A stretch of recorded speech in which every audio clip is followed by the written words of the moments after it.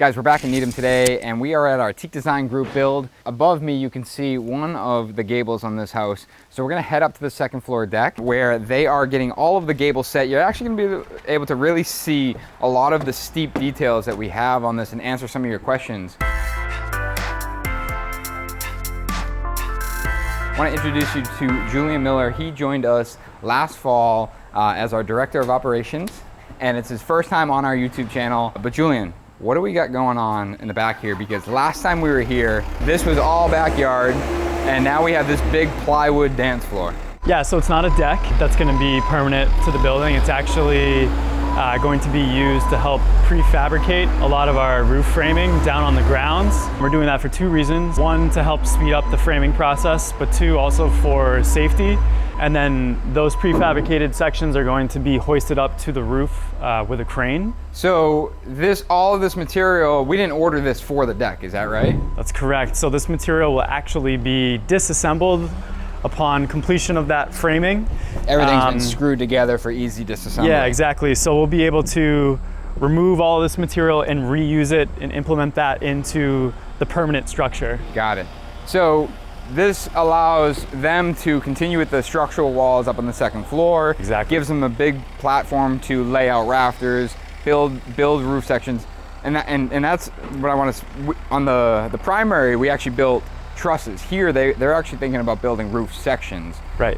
Getting a crane on site, picking it and placing it in place, and really, like you said, safety, efficiency. Yep. We're really looking to streamline that. And this was a choice, I think, between Dimitri and Mike. They kind of put their heads together and realized, hey, this is gonna be a better option for us. Allow them to keep working up there. We'll bang this thing out, and then they'll take this, and a lot of this becomes some of the infill roof and the sheathing for the roof.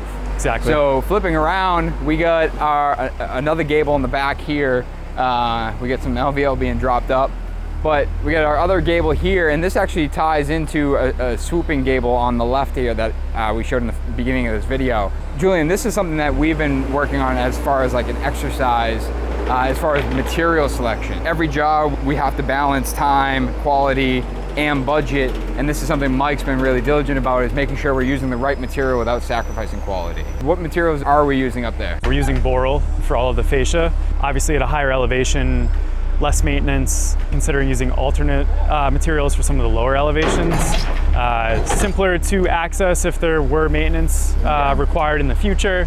But that's something that's tried and true that we know will work well for a very long period of time. Yeah, so the true exterior material, we use it with the grain side in, we smooth face out, and just like Julian said, it's up there, it's going to see a lot of water, it's on the roof edge. We don't want to have those maintenance issues, so we're going to use something really robust up there. But like you said, in some of the areas, like underneath the soffit, we may use, say, a wood product that overall won't see a lot of weather and will last a really long time, but ultimately all gets painted the same color. We don't use a lot of PVC on our jobs, and I'd ask, why is he using the PVC on your soffit and your extended gables? And that's because of the swooping detail. Flexibility. So why don't we head upstairs and see some of these curved roofs? So this is one of two staircases. This is kind of what we would call like back of house staircase off the side entry. But we have a main stair that's going to be kind of the architectural element over in the front left of the home. Up here, you start to really get to see all the gables. So the complexity of this roof, I feel like we've spent an enormous amount of time. We have, a really complex detail over here where you have that back gable. What's not framed yet is the garage. So a tricky cricket detail there. These smaller walls that are all framed with traditional KD, but these two end walls here that are, they're just super complex with the swooping roof on the front and the back. Why are these ones framed out of LVL? Yeah, so these two gable ends are close to 20 feet tall off the deck, larger than the other two elevations. Because of that, we want to make sure that the walls are as straight as possible. We know that we can achieve that flatness with those two elevations, but those do deserve the LVL lumber. Yeah, and then overall, like even just the width of it, and a lot of this does get buried by a flat ceiling up here. Right. So as you walk around, this is the third time I've done it. I'm like, why are these windows so low to the ground? So we're actually standing on a temporary platform. This is above the two-story living room. And every time I've come up here, I'm like, why are these windows so low? And then I remember, this is just a working platform. Open. Yeah. And below us, this is all open, and there's actually going to be these really cool natural wood trusses that we're diligently going through options right now, as far as like who's going to make them, how they're going to make them, what material, things like that from a cost perspective. But similar to the dance floor downstairs, we have this temporary platform so we can have all of this work being going on without the worry of handrails, or, I mean, frankly, as you're setting rafters over here, now you can kind of just put your hand up here. Yeah, it's at, you know, head height, as opposed to you working off of a ladder or staging, and also more efficient in that aspect. Right. And then obviously you got Dan actually joined us from my old high school, Southeastern, for the summer as a carpenter intern, and he actually gave us word today that he's going to join us for co-op throughout the year. Amazing. Which is fantastic. He said as long as we wanted him back, and I was like, come on, man, of course. But he's been doing a great job of getting all of the siga Myrex in place. So this is, you know, temped up in place. There's probably a wall going here. We have it all being installed ahead of time, so we have that continuous. Yeah. I was looking for a different word. Nailed it. That continuous barrier throughout. So, you know, a lot of this will end up getting cut and taped and everything, but we're making sure it goes behind all the walls for that continuous layer. So, Julian, they are fabricating the roof down there. That I saw them bringing the material in. They're going to be working on that. We're going to get this roof set.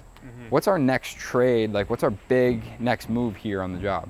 Yeah, so getting the WRB on the exterior of the facade all around, prepping all of the window openings for the window delivery and install. We'll be looking to get dried in as fast as we can once the roof is on. We're going to be working with Siga Yep. on the exterior. They've been nice enough to even come out and make sure that we're flashing these. I think Mike even said that Gelbwin's going to join us to make sure that we install their window per their manufacturer. Basically make sure that we're redundant with all our warranty checks. Exactly. We're going to have an initial sort of kickoff meeting with all of the trades who are installing each component to ensure we're hitting those details and everybody understands what the expectations are for the install. Yeah, and then behind that, you know, another thing we can start working on is that awesome reclaimed brick that's sitting in the side yard.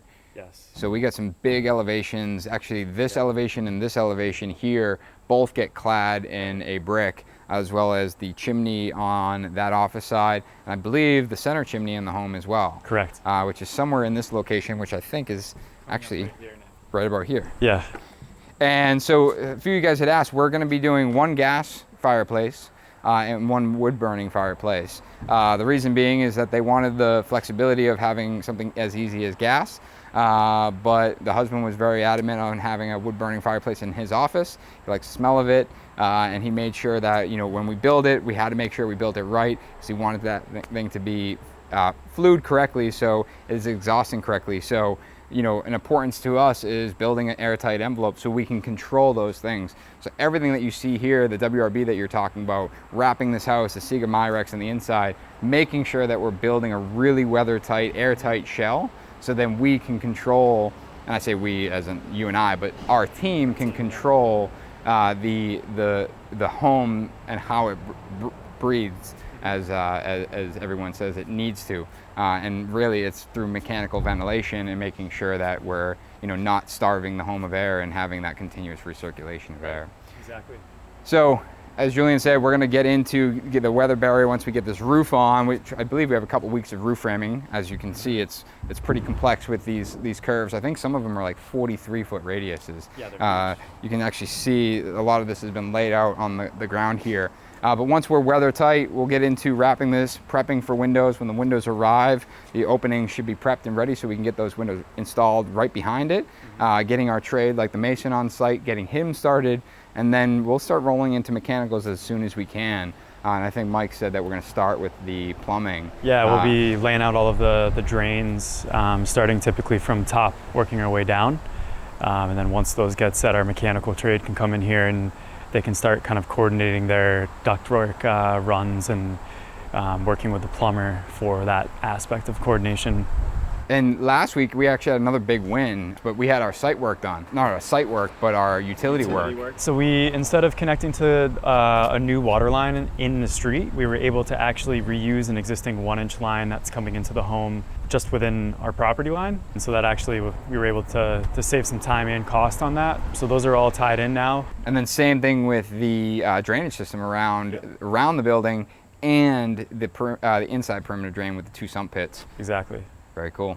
Well, that's a big win for us. Now we have permanent water coming into the home. I had posted something on Instagram about it. If you didn't see it, go check it out. But it essentially allows us to have the ability to set up a temporary bathroom in the home. And while it's a small, fractional cost to have a hand wash station and a porta-john, but if you can get rid of that monthly rental, it goes right back into the budget, and we'll set something up permanent here. Because, as I say there, everyone appreciates a sink on a job site, being able to wash your hands.